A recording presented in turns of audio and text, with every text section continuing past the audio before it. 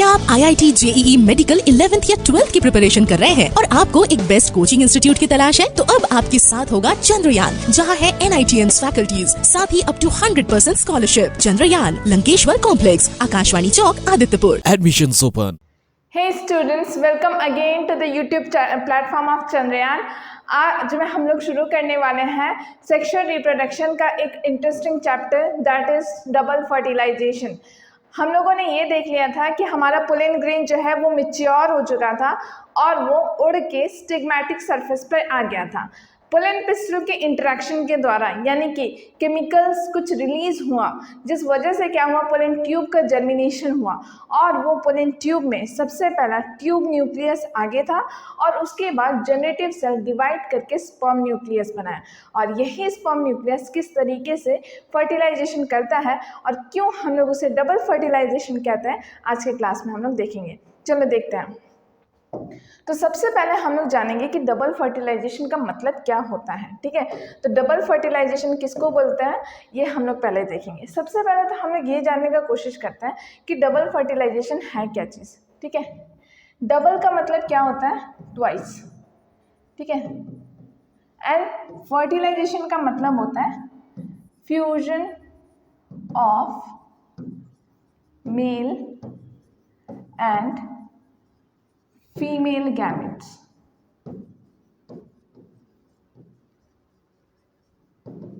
ठीक है, fusion of male and female gametes twice is known as double fertilisation in the angiosperm. और सबसे पहला चीज़, ये जो डबल फर्टिलाइजेशन है ना, एक यूनिक फीचर होता है एंजियोस्पर्म के फ्लावर में। ठीक है, double fertilisation is the unique features in angiosperm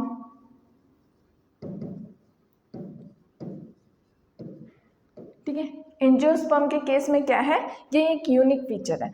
तो हम लोग आज अभी सबसे पहले जानते हैं कि फर्स्ट मेल गैमेट जो है, पहला मेल गैमेट फ्यूज करता है किसके साथ, fuse with egg cell. Egg cell के साथ फ्यूज करके क्या बना जाता है, बनाता है जाइगोट। ठीक है, सेकेंड मेल गैमेट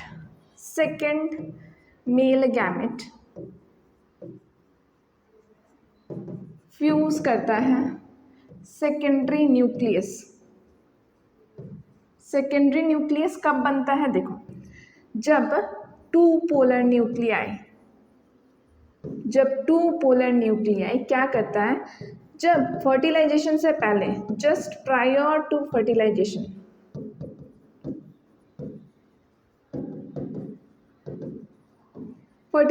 से जस्ट पहले क्या करता है, फ्यूज कर जाता है,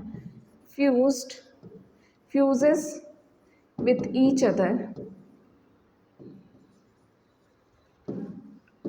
टू फॉर्म सेकेंडरी न्यूक्लियस। ठीक है, अपने आप से फ्यूज कर जाता है कौन सा, पोलर न्यूक्लियाई। और ये जब पोलर न्यूक्लियाई जब फ्यूज कर जाता है तो सेकेंडरी न्यूक्लियस बनाता है। अब ये सेकेंडरी न्यूक्लियस के साथ जब मेल गैमेट, सेकेंड वाला मेल गैमेट फ्यूज करता है तो क्या बनाता है, एंडोस्पर्म। ठीक है, एंडोस्पर्म फॉर्म करता है। ठीक है, तो सबसे पहला चीज़ ये देखो कि इसकी प्लॉइडी क्या होगी। ठीक है, क्वेश्चन पूछा जाएगा प्लॉइडी के बारे में। तो हम जानते हैं कि एक मेल गैमेट है, इट मीन्स ये हैप्लॉइड होगा। एग शेल है, ये भी हैप्लॉइड होगा। ये दोनों जब हैप्लॉइड और हैप्लॉइड फ्यूज होंगे तो क्या बन जाएंगे, डिप्लॉइड बन जाएंगे। ठीक है, 2n बन जाएगा, यानी कि जाइगोट का क्या होगा, 2n, यानी कि डिप्लॉइड। दूसरा क्या होगा, यहाँ पे मेल गैमेट होगा, ये है हैप्लॉइड इन नेचर, पर यहाँ पे टू पोलर न्यूक्लियाई था, it means n plus n। ठीक है, ये तो बना 2n सेकेंडरी न्यूक्लियस का।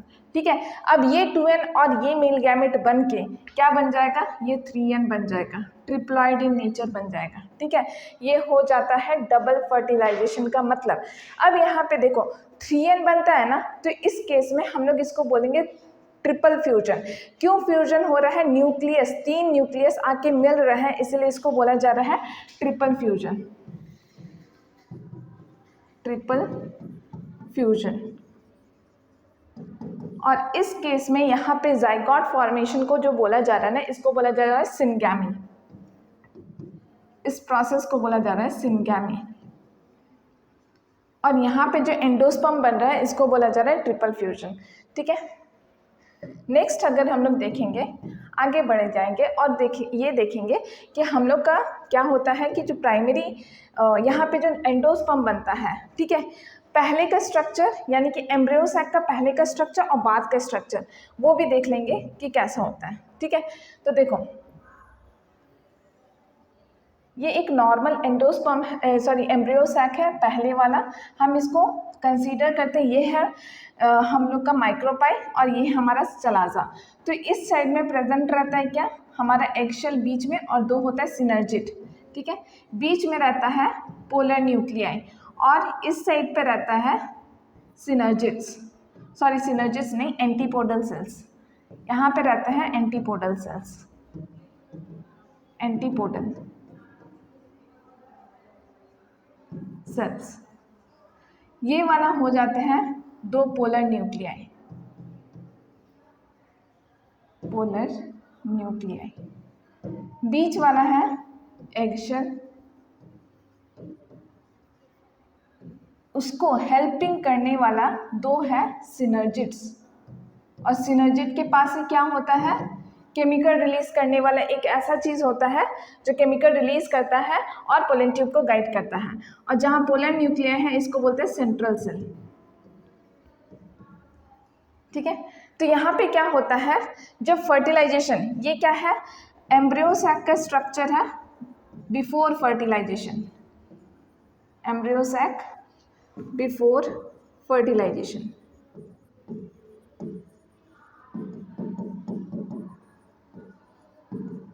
अब क्या होता है, फर्टिलाइजेशन से पहले का स्ट्रक्चर बताएं। अब यहाँ पे एगशेल आफ्टर फर्टिलाइजेशन क्या बन जाता है, जाइगोट। सिनर्जिड्स क्या हो जाता है, डिसइंटीग्रेट। ये क्या हो जाता है, टूट जाते हैं या फिर डिफ्यूज हो जाते हैं। पोलर न्यूक्लियाई जो है ये बन जाता है पेन, यानी कि primary endosperm nucleus, endosperm nucleus.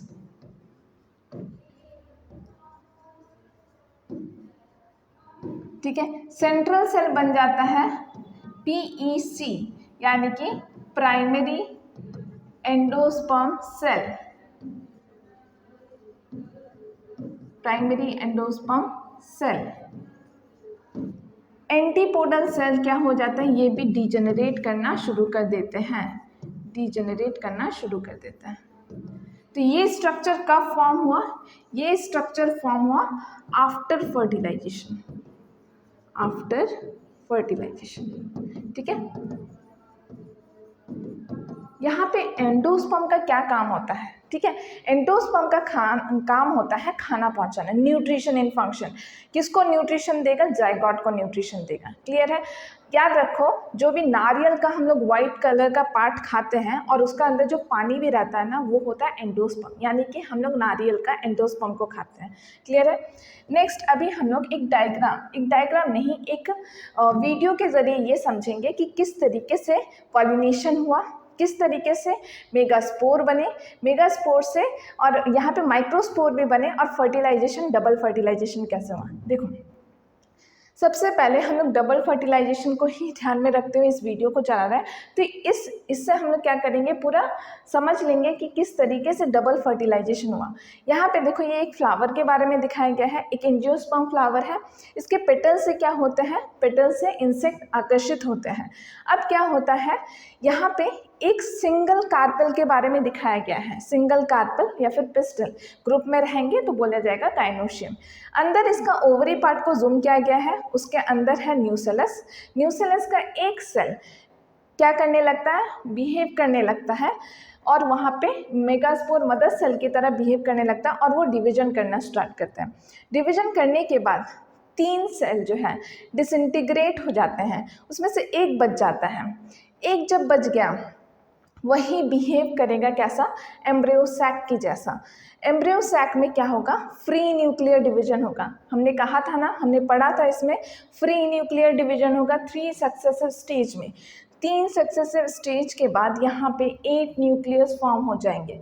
देखो अभी 4 बना है, अभी फिर डिवाइड कर जाएंगे और 8 बन जाएंगे। क्लियर है।